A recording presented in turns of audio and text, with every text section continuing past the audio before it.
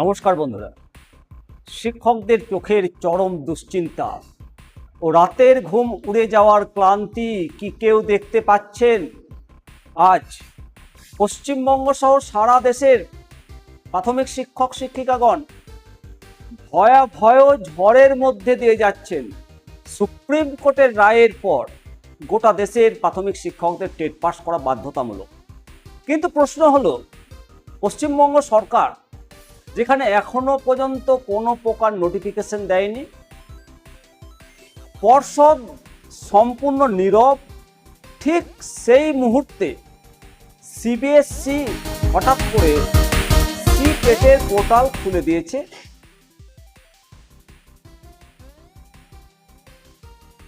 25শে August থেকে 1লা September পর্যন্ত পশ্চিমবঙ্গের শিক্ষক শিক্ষিকারা আজকে দিশাহারা। তারা কি সিটেটে বসবেন, যেখানে কোশ্চেন আসে শুধু ইংরেজি এবং হিন্দিতে? বন্ধুরা, আজকের এই প্রতিবেদনে আমরা বিস্তারিত আইনি বিশ্লেষণ করে দেখব আইনি বিধান ইন সার্ভিস শিক্ষকদের ঠিক কতটা সুরক্ষা দিতে পারে এবং এই সংকটে আপনাদের সুনির্দিষ্ট করণীয় কি। শেষ পর্যন্ত থাকবেন অত্যন্ত গুরুত্বপূর্ণ আইনি পর্যালোচনা নিয়ে।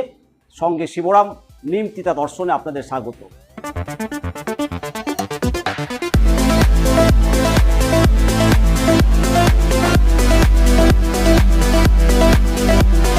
চলুন প্রথমে বাস্তব রূপটা পরিষ্কার করে দিই।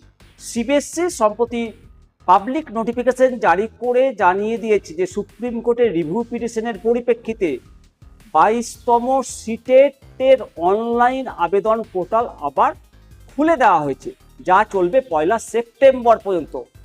কিন্তু মারাত্মক সমস্যাটা কোথায়? সমস্যাটা হলো সিটেট মানেই প্রশ্নপত্র বাংলায় হয় না, ইংরেজি এবং হিন্দিতে।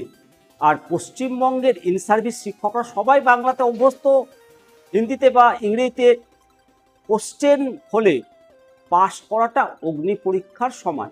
আর অন্যদিকে সুপ্রিম কোর্ট স্পষ্ট জানিয়ে দিয়েছে ইন সার্ভিস শিক্ষকদের জন্য বছরে 2বার স্পেশাল টেট বা বিশেষ টেটের আয়োজন করতে হবে। কিন্তু পশ্চিমবঙ্গ প্রাথমিক শিক্ষা পর্ষদ বা রাজ্য সরকার এখনো পর্যন্ত টু শব্দটা করেনি। আর এখানেই শিক্ষকদের বিপদ বেড়েছে। শিক্ষকরা বুঝতে পারছে না যে তারা সেন্ট্রালের সিটেটের ফাঁদে পা দেবেন নাকি রাজ্য সরকারের বিজ্ঞপ্তির জন্য অপেক্ষা করবে।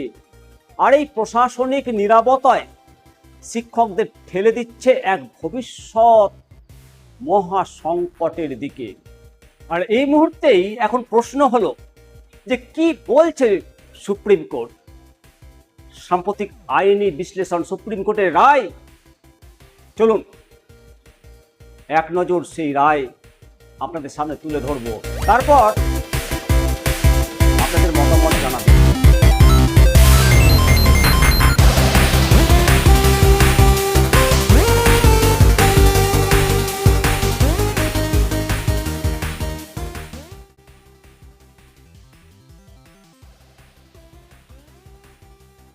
আপনারা কি জানেন, সম্প্রতি সুপ্রিম কোর্ট এমন এক ঐতিহাসিক রায় দিয়েছে যা আপনার চাকরি এবং পদোন্নতির সমস্ত প্রকার দুশ্চিন্তা দূর করে দিতে পারে।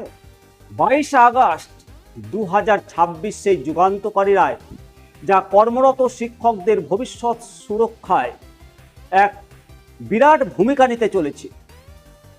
শেষ পর্যন্ত থাকবেন এই মূল্যবান প্রতিবেদনে।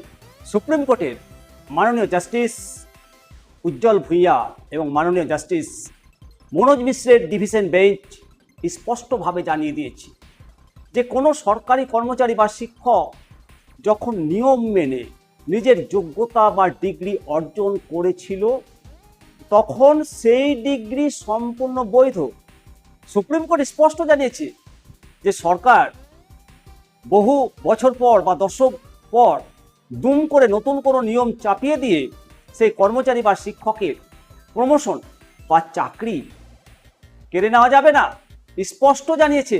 অর্থাৎ চাকরি বা প্রমোশনের পেছনের তারিখ থেকে রেট্রোস্পেক্টিভ বা ভূতাপেক্ষ নতুনভাবে চাপিয়ে পুরাতন যোগ্যতা বাতিল করা সম্পূর্ণ বেআইনি।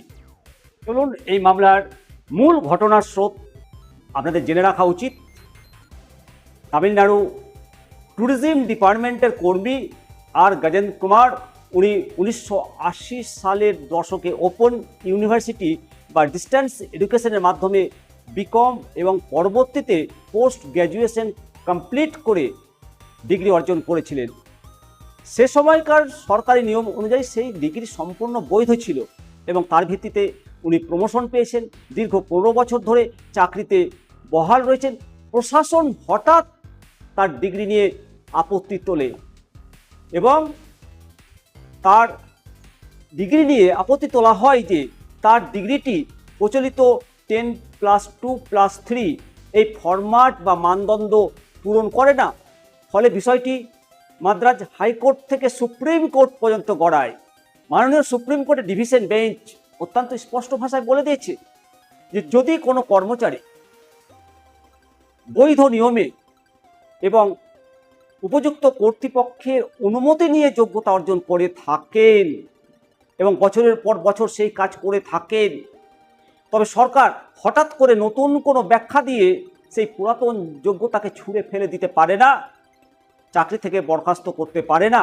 আদালত জানিয়েছে এমন আইন হওয়া উচিত যা কর্মচারীদের অযথা হয়রানি থেকে বাঁচায়, দুশ্চিন্তায় না রাখে। বন্ধুরা, সুপ্রিম কোর্টের এই রায় ইন সার্ভিস শিক্ষক এবং কর্মচারীদের অধিকার রক্ষার ক্ষেত্রে এক বিরাট আইনি অস্ত্র।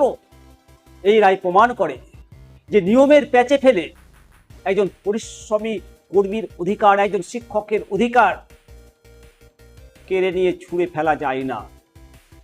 মহামান্য সুপ্রিম কোর্টের মাননীয় জাস্টিস উজ্জ্বল ভূঁইয়া মহাশয় এবং জাস্টিস মনোজ মিশ্র যে যুগান্তকারী রায় দিয়েছে, ওনাদের প্রতি দেশের শিক্ষক শিক্ষিকা, সরকারি কর্মচারী এবং আপামর জনতা জনার্দনের ভক্তি শ্রদ্ধা অনেক বহুগুণে বেড়ে গেল। ভালো থাকবেন আপনারা। মহামান্য সুপ্রিম কোর্টের রায় সমাজ পরিবর্তনের জন্য, সোশ্যাল জাস্টিসের জন্য কাজে লাগে, সেটা মানুষের উপকারের জন্য। আর যে রায় 1 সেপ্টেম্বর 2025-এর রায় মাননীয় জাস্টিস দীপঙ্কর মহাশয় দিলেন, মানুষের রুটি রুজি রোজগার কেড়ে নেওয়ার জন্য, অবশ্যই শিক্ষকদের অধিকার রক্ষার ক্ষেত্রে এই রায় সম্পর্কে আপনাদের মতামত অবশ্যই কমেন্ট সেকশনে করবেন আর ভিডিওটা শেয়ার করবেন। আসুন সবাই মিলে বলি বন্দে মাতরম, জয় হিন্দ, ভারত মাতা কি জয়।